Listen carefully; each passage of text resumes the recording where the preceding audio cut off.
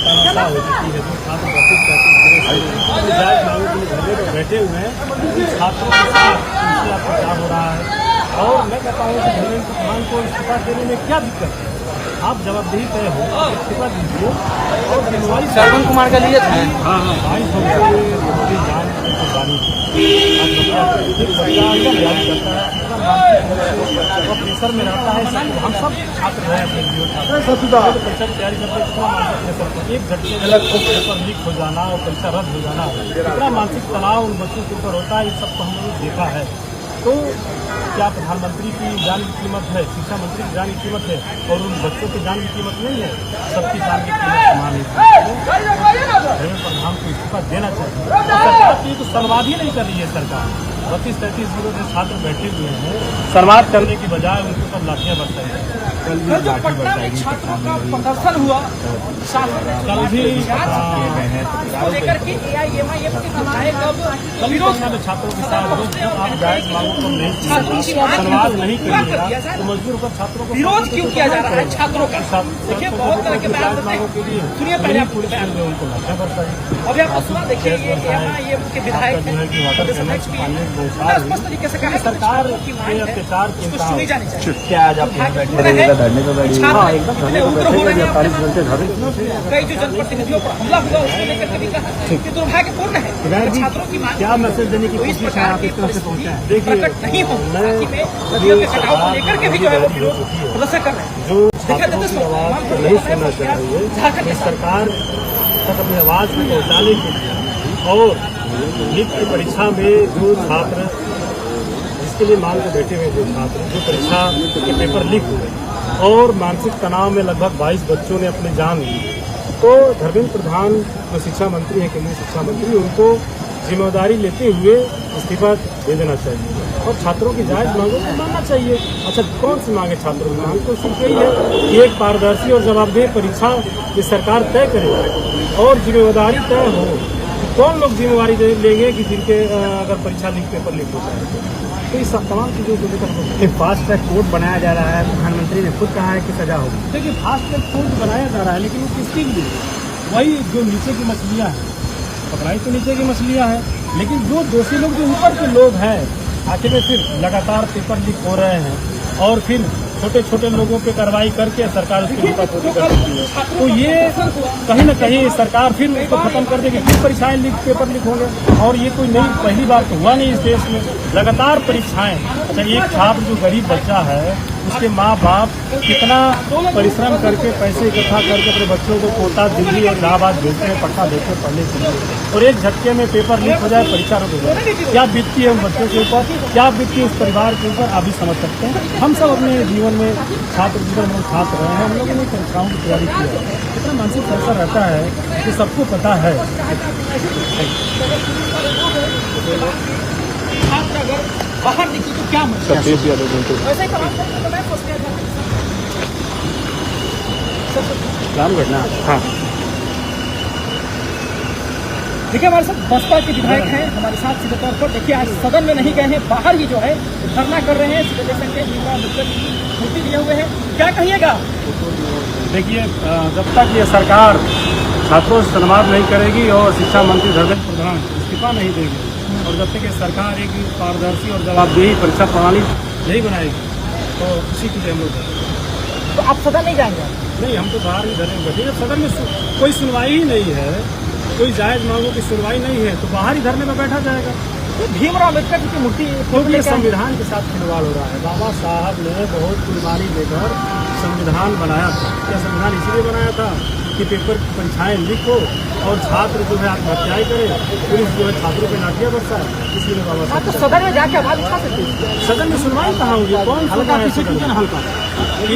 लगातार प्रयास किया कि सदन में कोई सुनवाई हो, नहीं हुआ तो हम लोगों ने जो है बस बाहर सड़कों पर चल के। सदन में मंत्री आपके नहीं सुनते हैं? सीएम साहब नहीं सुनते आपकी? कहाँ कोई सुनवाई हो रही है? आजकल छात्र जो है सड़कों पर जब उतरे तो छात्रों की सुनने के बजाय छात्रों पर बर्ता से लाठियां बरसाई, तो कहाँ कोई सुन रहा है? तो छात्रों को दबाने के देश में एक नीति चल रही है कि प्रताड़ित करो, मारो, लाठियां उनके जायज मांगों को दबाओ।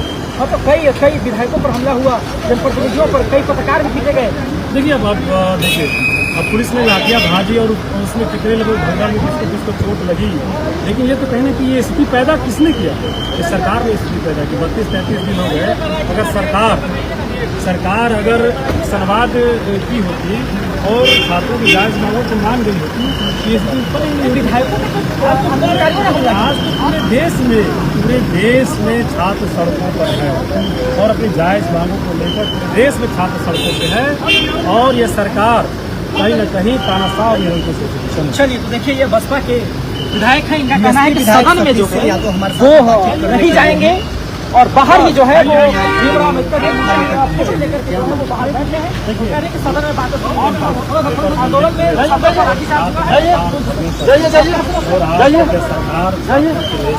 संवाद तक नहीं कर रही है और एक छोटी सी मांग कि शिक्षा मंत्री धर्मेंद्र प्रधान का इस्तीफा हो, लेकिन यह सरकार इस्तीफा लेने के बजाय छात्रों के ऊपर बर्बरता से लाठियां बरसा रही है। तो कहीं न कहीं ये सरकार तानाशाह, दमनकारी और निरंकुश हो चुकी है। तो हम लोग जो है सही सुनवाई हुई सदन में, वहाँ अभी पटना में छात्रों ने जांच आंदोलन किया, लेकिन ये सरकार उनकी सुनने के बजाय उनकी लाठियां बरसाई।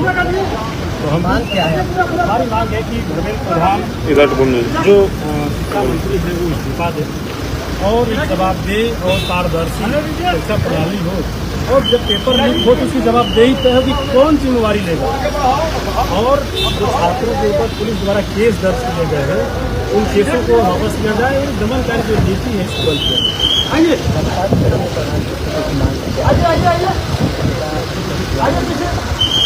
देखिए वही मैं कह रहा हूँ कि सरकार तानाशाही रवैया जो अपना रही है, छात्रों को सुनने के बजाय छात्रों को लाठियां बरसा रही है। तो धर्मेंद्र प्रधान उसी से इतना मोहब्बत है। 22 बच्चों ने अपनी जान की कुर्बानी दी, 22 बच्चे मानसिक तनाव से आत्महत्या कर ली। तो क्या धर्मेंद्र प्रधान और नरेंद्र मोदी की जान की कीमत है और छात्रों की जान की कीमत नहीं है? हर एक इंसान की जान की कीमत है। सदन में मांग करेंगे जो आपका कहा सदन में तो सुनवाई 3 दिन हम लोग लगातार प्रयास किए। सदन में जब कोई सुनने ही वाला नहीं है तो सदन के बाहर हम लोग बैठेंगे, धरने पर बैठेंगे। दिल्ली में तो चंद्रशेखर आजाद संसद भवन के बाहर बैठेंगे। जो लोग सामाजिक न्याय के, जो लोग संविधान को मानने वाले हैं, सामाजिक न्याय को मानने जो लोग चाहते हैं, ये देखिए किसी दल पार्टी की बात नहीं है, ये छात्र नौजवान युवाओं के हक अधिकार की बात है। तो इसीलिए सबको आने होगा, दल पार्टी से करके। आखिरी सवाल रहेगा, कल कई जनप्रतिनिधियों के ऊपर हमला हुआ है, ठेकेदारी के पीछे छोड़े गए हैं। देखिए पुलिस ने ऐसी स्थिति भी उत्पन्न की, शांतिपूर्ण मार्च निकाल रहे छात्रों की लाठियां बरसाई, भगदड़ मचे। तो भगदड़ में बहुत लोगों को चोट लगा होगा।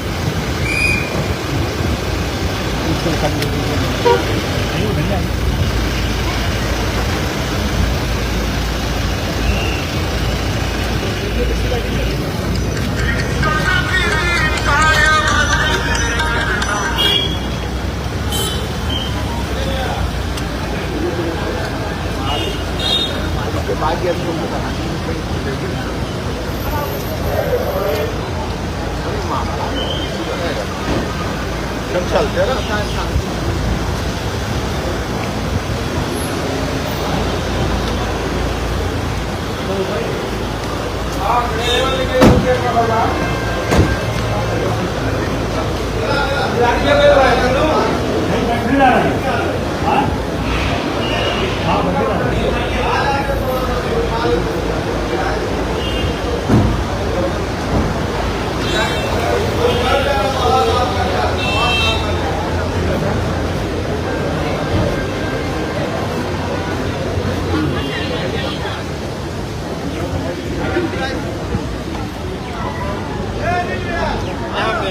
यहीं से सीढ़ी उधर ही सट है। बस और थोड़ा आगे नहीं भाई बाबा साहब को थोड़ा ऊपर भाई मेरे इधर देखते हुए सर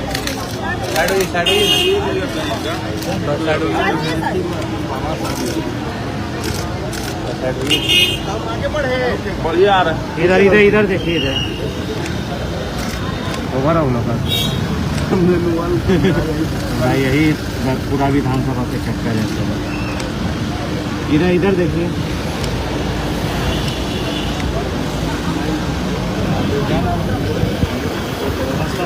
पिंटू यादव जी हैं।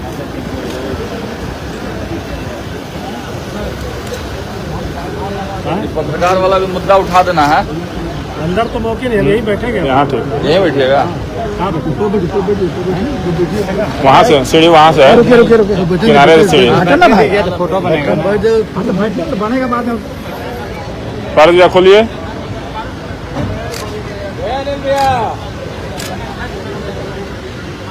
सामने देखिए, डाक जाएंगे पकड़ लीजिए।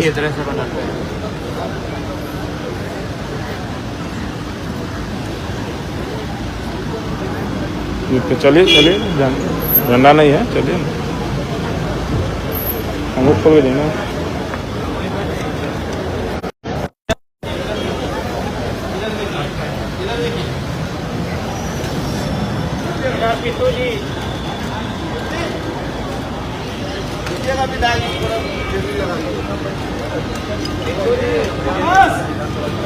बंद कर लीजिए। देखिए चाची आ गई हमके लिए कम अब यही लेंगे ना।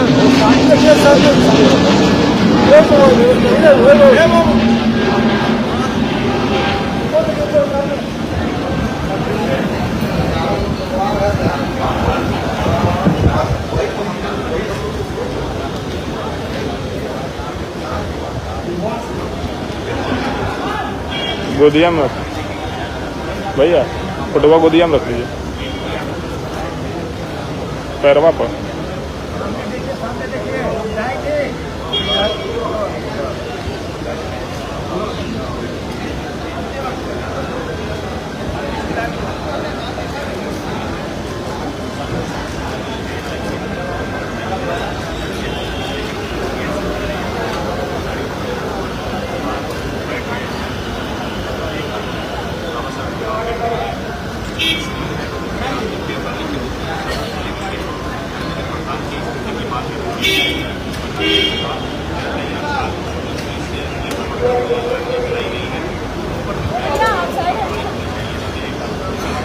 हमारा भी चल रहा है, रुक जाइए।